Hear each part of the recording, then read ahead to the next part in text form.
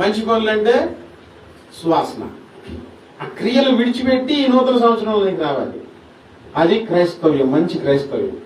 క్రైస్తవ్యంలో ప్రార్థనలో నేర్పించే పద్ధతులు అవి. దుమ్ము ధూళి అంటుకుంటా ఉండిద్ది, శుభ్రం చేసుకొని రావాలి. ఇంట్లో పాత్రలు శుభ్రం చేసుకున్నాం, మరి నీ హృదయం శుభ్రం చేసుకోవాలిగా.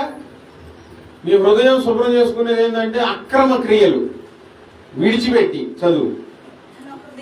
నూతన హృదయము నూతన బుద్ధి తెచ్చుకోండి. వినండి, మీరు ఎప్పుడు ఏ వాక్యం వినుంటారంటే అడిగితే చెప్తారు. చాలా సంవత్సరాల నుంచి వాక్యం విన్నవారు ఏం చెప్తారంటే నూతన స్వభావం దేవుడు ఇస్తాడు, నూతన హృదయం దేవుడు ఇస్తాడని వినుంటారు. అంతే కదా? ప్రతి సంవత్సరం నూతన స్వభావం మీకు ఇస్తా, నూతన హృదయం మీకు ఇస్తా, ఈ మాట వినుంటారు.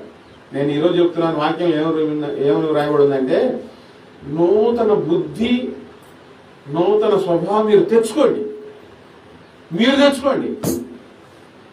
ఎట్లా తెచ్చుకోవాలి? ప్రభువా,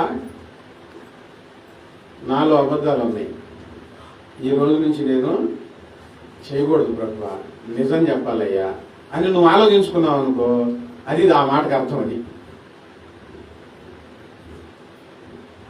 అక్రమ క్రియల విషయంలో ఏవేవి అక్రమమైన